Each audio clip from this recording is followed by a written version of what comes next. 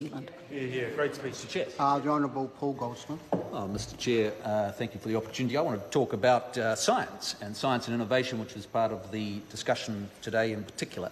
I've just come from opening a conference for one of the national science challenges, the Sustainable Seas, ko ngā moana whakauka. Moana means oceans. Whakauka means sustainable or preserving to long-lasting, and this one of these national science challenges is about a mission-led science trying to answer problems which are relevant to us. So that mission is to enhance utilisation of our marine resources within the environmental biological constraints.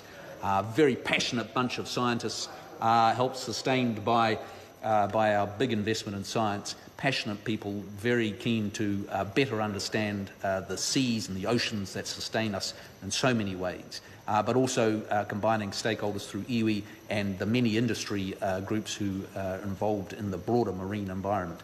It was a wonderful occasion, and I think when we just stand back and ask, well, what are we trying to achieve in government, much of what we're trying to achieve is around raising the living standards of New Zealanders. And we can do that by creating a stronger or more resilient economy that creates jobs and opportunities for New Zealanders. But we can also do it by delivering better public services for New Zealanders, such as in health or in education or in the many sectors that we work on to improve the quality of our lives through better public services.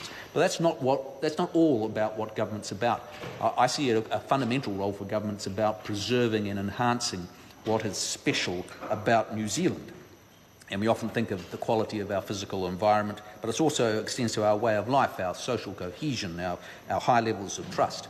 And thirdly, so government's about raising living standards, about preserving and enhancing what's special about New Zealand. And it's also about New Zealand playing its role in the world. And when I think of the science investment that we have, that it can contribute powerfully to each of those areas. So, world-class science can provide fresh ideas for our companies, for our startups, for our entrepreneurs to enable them to compete successfully in global markets and deliver higher standards of living for all of us. World-class science can support evidence-based decision-making in our public sector so that we can spend wisely in the education sector, so we can make sensible decisions about regulation affecting our oceans and the many things that we regulate in the broadest sense of the word. And also, world-class science can help us preserve our national landscape, our water, our environment, our oceans, fundamentally to help us better understand the world in which we live. And then finally, Mr. Chair, New Zealanders are not freeloaders. We don't just expect the rest of the world to do all the science and just to enjoy it. Our world-class science and innovators can help solve global problems and contribute to our global understanding of the human condition and the world in which we live.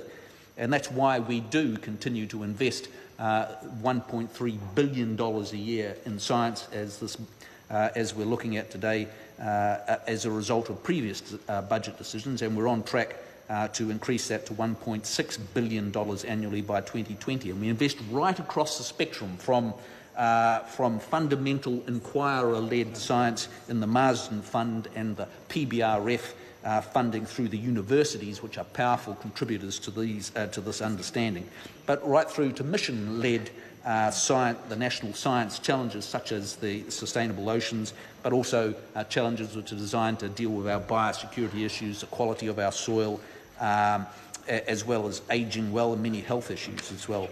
But science also investment extends to capability building in our Crown Research Institutes, so that when the world looks at us and thinks, well, what does New Zealand have to contribute to a global understanding, they'd expect us to know a bit about earthquakes and the sorts of things that GNS focuses. They expect us to know about the oceans, because we've got the fourth largest EEZ in the world, and we do have world-class scientists in that area. But also our science investment extends to the encouragement of business R&D through the Callaghan Growth Grants, and we have seen a very significant, about 27% increase in business investment in R&D, science and innovation over the last few years as a result of this encouragement. So, Mr. Chair, I'm very pleased with the progress that we're making from our very substantial investment in science. Adrian Ruruwhai. Tēnā koe te hea mano o te komiti nei.